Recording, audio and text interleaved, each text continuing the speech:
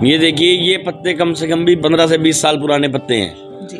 और ऐसा इस पेड़ को काफी सालों में एक बार होता है कि एक ही डाल पे 3 पत्ते एक साथ छेद होते हैं, क्योंकि हम श्याम जी को 3 बाणधारी कहते हैं।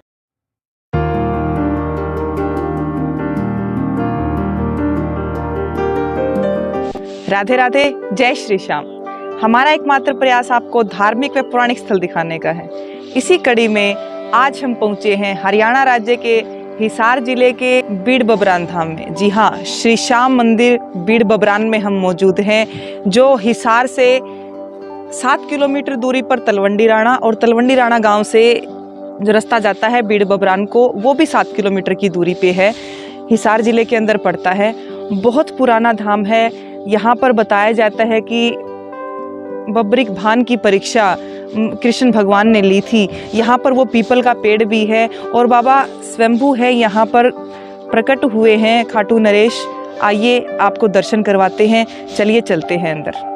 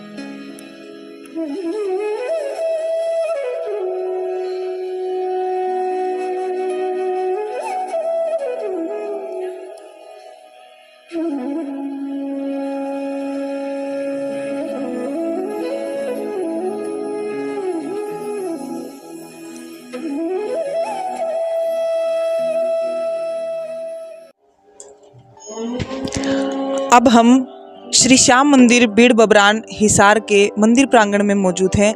हमारे साथ पुजारी विनय शर्मा जी मौजूद हैं। इनकी यहाँ पर बाबा की सेवा लगातार तकरीबन 50 सालों से इनका परिवार करता आ रहा है।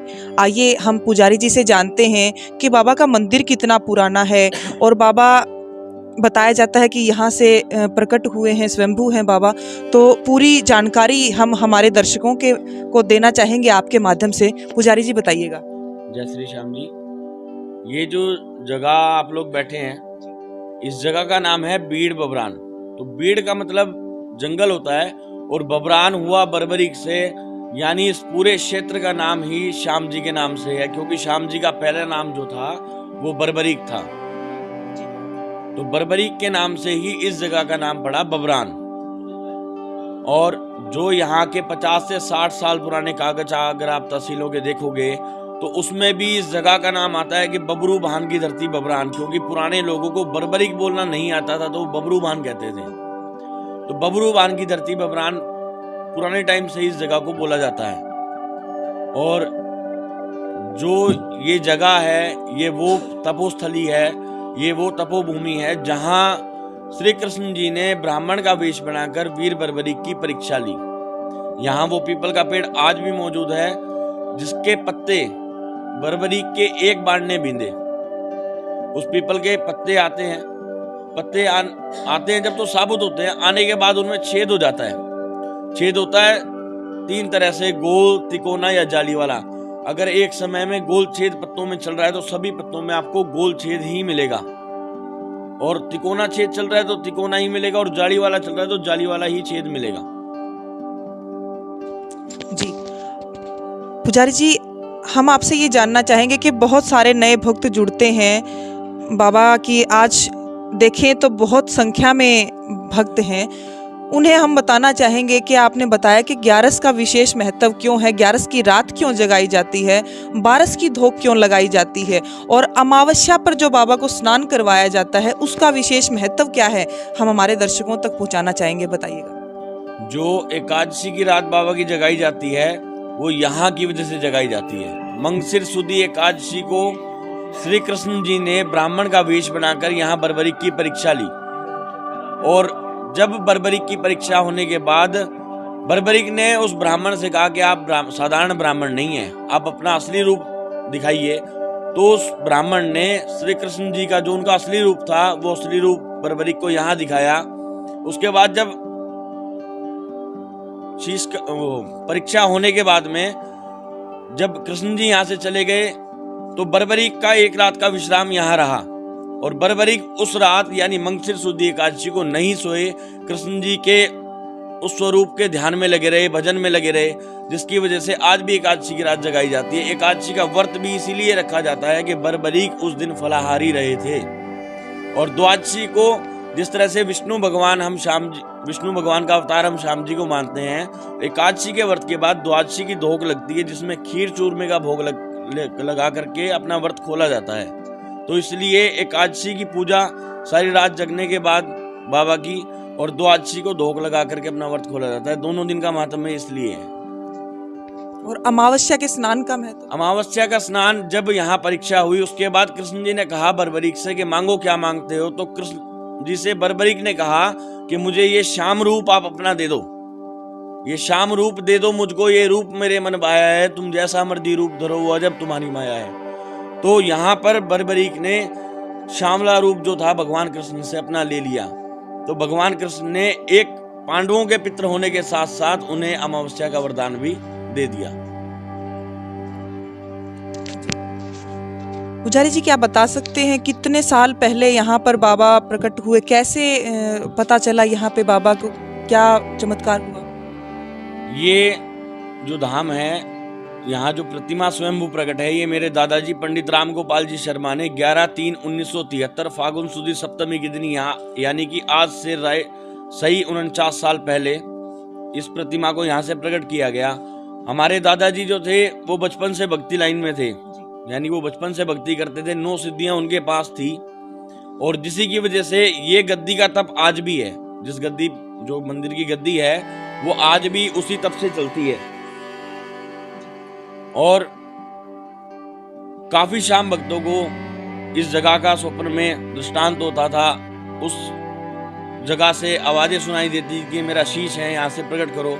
ऐसा एक परिवार मैं भी जानता हूं जो सिलीगुड़ी में आज, मेरे दादाजी से पहले वो लोग आए, और ये गांव के लोग बताते थे कि उससे पहले भी काफी लोग आते थे कि जो यहाँ प्रतिमा प्रकट करने की बात करते थे, लेकिन जंगल होने की वजह से लोग दिन में रुकते थे, पूजा पाठ करते थे, शाम को अपने घर चले जाते थे। लेकिन हमारे दादाजी जो सिद्धेश्वरियों का जो उन पर आशीर्वाद था, उसकी वजह से उन्होंने यहाँ तप किया, स्थानीय लोगों ने यहाँ खुदाई की, तो बाबा का शीश 11/3/1973 को यहाँ प्रकट हो गया था। जो फागुन सुदी सप्तमी जो तिथि है, बाबा का विशेष उत्सव जो मनाया जाता है, तब से लेके आज तक इस शीश की पूजा, बाबा का ये मंदिर पहले छोटा मंदिर था, अब जैसे जैसे बाबा का प्रचार हो रहा है तो भव्य मंदिर निर्माण हो रहा है।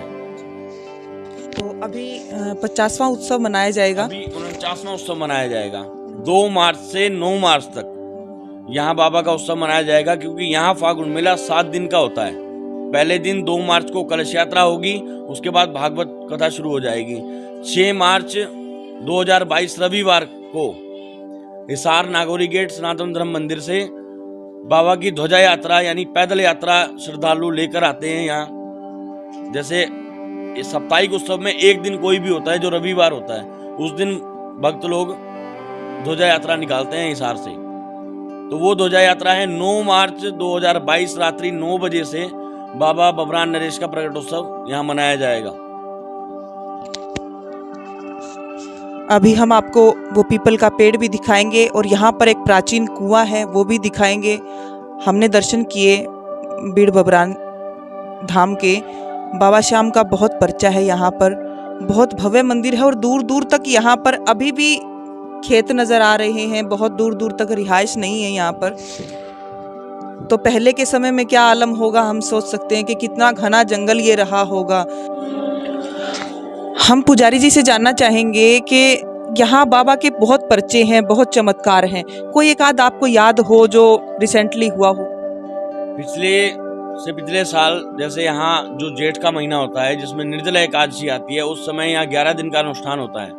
बाबा की हाथ पे जोत लगाई जाती है। उस जोत के दौरान एक भगत है हिसार से मुकेश सोनी, MK सोनी के नाम से काफी लोग उन्हें जानते भी हैं।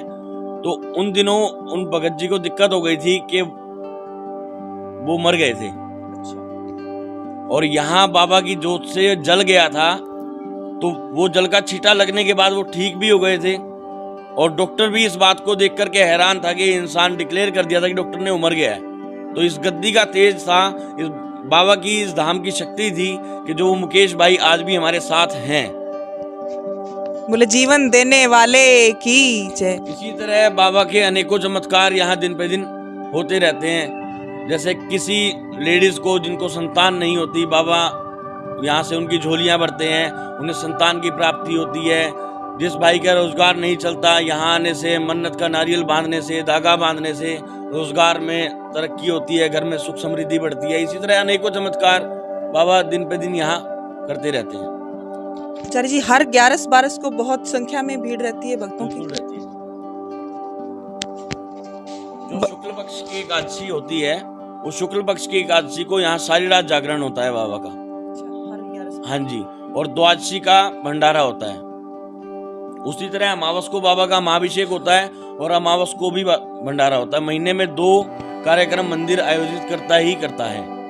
कहते हैं कि भावना में अगर भाव ना हो तो भावना बेकार है और भावना में अगर भाव हो तो भव से बेड़ा पार है। ऐसे ही एक भावना का प्रतीक यहाँ बीड़ बबरान धाम आज हम मौजूद हैं, दर्शन कर पा रहे हैं मेरे ठाकुर के, मेरे श्याम प्रभु के। बताया जाता है कि पीपल का पेड़ है, बहुत पुराना है और एक बार वो गिर भी गया था, उसी का तना फिर से फूट गया है। जो बताया जाता है कि कृष्ण भगवान ने जो बर्बरी की परीक्षा ली थी, जिस पीपल के पेड़ के पत्ते बींदे थे, वो पीपल का पेड़ आज भी यहाँ पर मौजूद है। हमारे साथ पुजारी जी हैं, इनके पास कुछ संग्रह है पुराने समय से, ये बताएंगे हमें, हमारे दर्शकों को हम दिखाना चाहेंगे। पुजारी जी एक बार बताइएगा जरूर। जो इस पीपल के जो पत्ते होते हैं, जैसे हम लोग तोड़ते नहीं हैं उस पत्ते को, जो पत्ता टूट के गिर जाता है तो वो पत्ता सूखता है, सूखने के बाद भुरता नहीं है। जैसे नॉर्मल पेड़ का पत्ता जो होगा वो थोड़े समय बाद भुर जाएगा, खत्म हो जाएगा। लेकिन इस पेड़ के पत्तों की खासियत है कि वो भुरेगा नहीं, वो रबड़ जैसा हो जाएगा और आपको कितने टाइम बाद भी आप उसको देखोगे तो वो आपको ऐसा ही दिखेगा जैसे ताजा पत्ता है। मेरे पास यहाँ 20 साल पुराने पत्ते भी हैं, 25 साल पुराने पत्ते भी हैं, मैं पैदा भी नहीं हुआ था 40 साल पुराने पत्ते भी हैं। इस पेड़ के इतने पुराने पत्ते हैं। दूसरी, उन पत्तों में ये खासियत होती है कि जैसे एक डाली पे 4 पत्ते हैं, तो एक पत्ते में अगर यहाँ छेद है तो दूसरे पत्ते में भी इधर ही छेद होगा, थोड़ा सा ऊपर नीचे हो जाएगा, लेकिन अलग जगह पे नहीं होगा। तो मैं आपको पुराने पत्ते अभी दिखा देता हूँ। ये देखिए, ये पत्ते कम से कम 15 से 20 साल पुराने पत्ते हैं जी। और ऐसा इस पेड़ को काफी सालों में एक बार होता है कि एक ही डाल पे 3 पत्ते एक साथ छेद होते हैं, क्योंकि हम श्याम जी को 3 बाणधारी कहते हैं जी। तो ये देखिए कि इस पत्ते में इधर सुराख है जी, और इस पत्ते में इधर सुराख है, और इस पत्ते में उधर सुराख है, क्योंकि तीर निकला इधर से और उधर गया और फिर इधर से निकल गया। और तीनों की शेप इक्वल है, तीनों में एक ही जगह छेद है, सिर्फ जगह का फर्क है कि इसमें इधर है तो उसमें उधर है। बिल्कुल बिल्कुल। और इसी तरह दूसरे पत्ते हैं, और ऐसा लग रहा है बिल्कुल ताजा है ये पत्ता।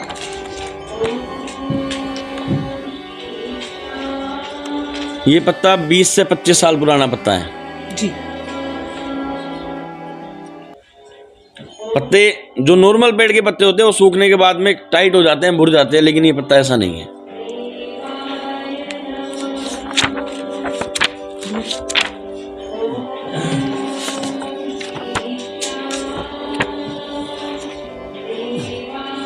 ये पत्ता मैं जब से पैदा हुआ हूँ, जब से इसको देख रहा हूँ, मतलब जब से मैंने होश संभाला है, तब से मैं इस पत्ते को देख रहा हूँ कि ये पत्ता आज भी वैसा का वैसा ही है। इसी तरह छोटे पत्ते भी हैं इस पेड़ के जी।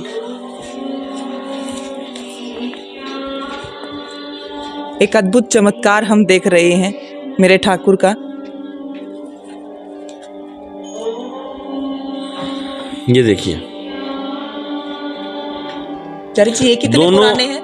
ये पत्ते 20 से 25 साल पुराने हैं कम से कम। दोनों पत्तों में एक ही जगह छेद है, ये तिकोना छेद होता है।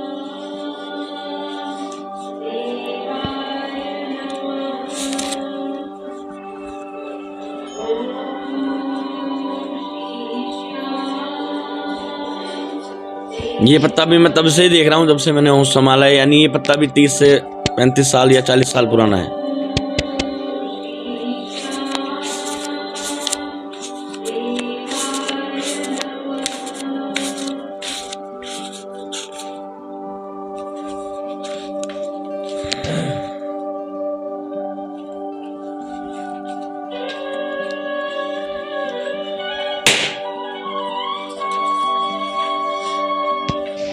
ये पत्ता कितना पुराना है पुजारी जी? ये पत्ता भी कोई 15 से 20 साल पुराना है।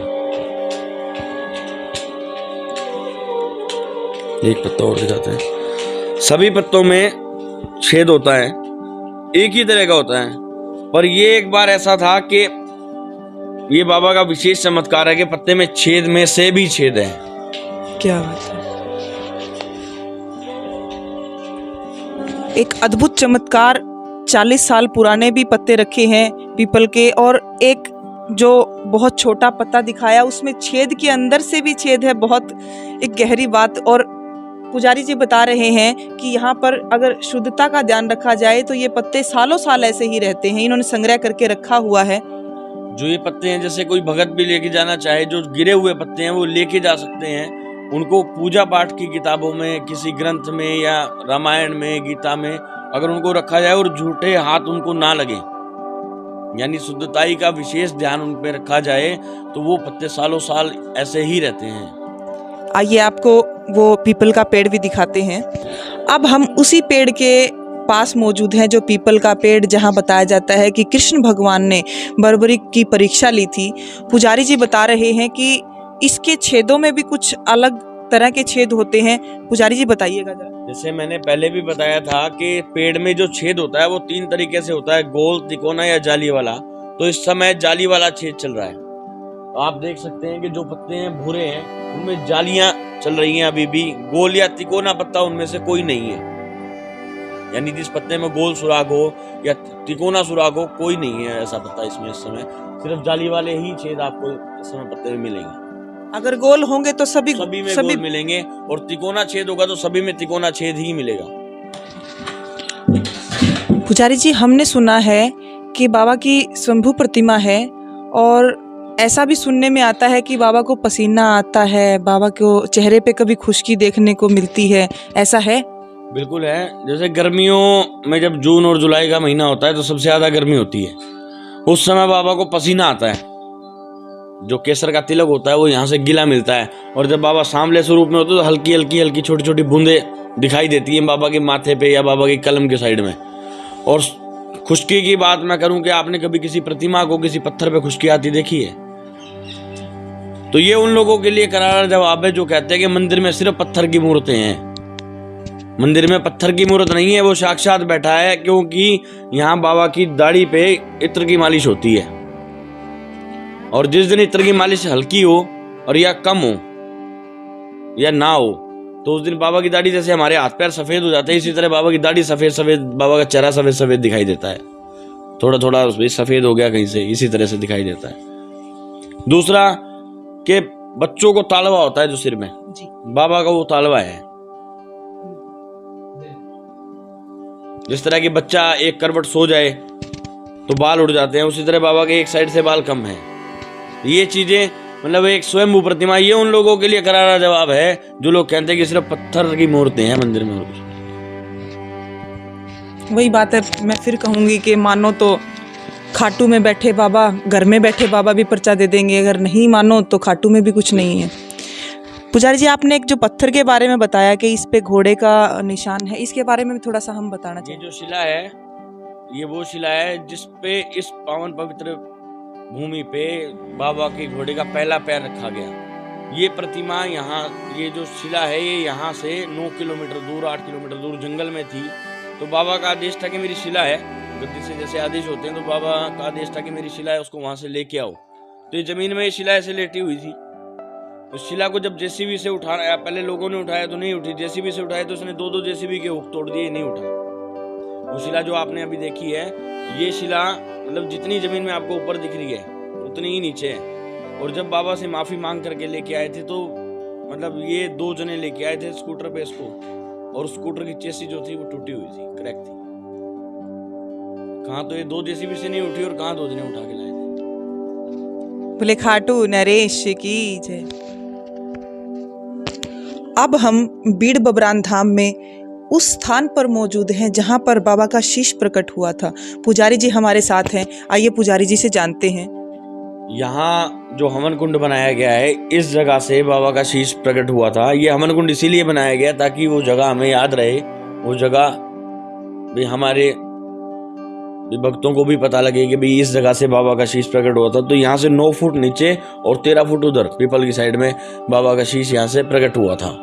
और बताते हैं कि जिस समय ये जमीन खोदी गई थी तो इस जमीन पत्थर से भी ज्यादा हार्ड थी, कच्ची जमीन होने के बावजूद, जो मेरे पिताजी बताते हैं, जो मेरे चाचा जी, मेरे ताऊ जी बताया करते थे। और वो जो समाधि है हमारे दादाजी की है, जिन्होंने ये प्रतिमा यहाँ से प्रकट की थी। जो भी आप प्राचीन कुएं की बात कर रहे थे, वो प्राचीन कुआं ये है जिसपे मूर्तियां रखी गई हैं। वो इस वजह से रखी गई हैं कि काफी भगत हैं, बच्चे हैं, भाई इस कुएं पे चढ़े ना तो ताकि किसी को नुकसान ना हो। कोई बच्चे, कुआं जो है 350 से 400 फुट गहरा है, 350-400 फुट गहरा है। और इस कुएं के साइड में यहाँ जैसे एक गेट होता था, उस पर पांडुलिपि शिलालेख मौजूद था, जो है कि हम इस जगह पे भर्ती करते करते हम 12 फुट ऊपर आ गए। तो उस वजह से वो पांडुलिपि शिलालेख यहाँ दब गया, नीचे होने के कारण। तो क्या क्या वो होगा अभी तो अभी भी है। हाँ जी। लेकिन वो हम भर्ती करते करते ऊपर आ गए तो हम यहाँ नीचे 12 फुट ऊंचे हैं, इसलिए देख नहीं पा रहे हैं। यहाँ पे पांडुलिपि पत्थर शिलालेख लगा हुआ है, जिसको मेरे ख्याल से पढ़ा जा सकता है पुजारी जी। पढ़ा नहीं जा सकता जी, मैं छोटा सा था तब से देखता था उसको कि वो कुछ ऐसी भाषा लिखी हुई है कि उसको पढ़ नहीं सकते, उसका कोई मीनिंग नहीं निकाल सकते, हम उसका कोई मतलब नहीं निकाल सकते। अब तक हमने दर्शन किए श्री श्याम मंदिर बीड़ बबरान धाम हिसार के। मेरे ठाकुर के पावन दर्शन हमने किए, बहुत सारी चीज़ें देखी, पीपल का पेड़ देखा, वो प्राचीन कुआं, और जो मेरे ठाकुर का शीश जहाँ से प्रकट हुआ है वो स्थान के भी हमने दर्शन किए। अगर आपको हमारा वीडियो पसंद आया हो तो वीडियो को लाइक, कमेंट व शेयर जरूर कीजिएगा। और अगर आपने अभी तक हमारा चैनल सब्सक्राइब नहीं किया है तो चैनल को सब्सक्राइब जरूर कीजिएगा। धन्यवाद।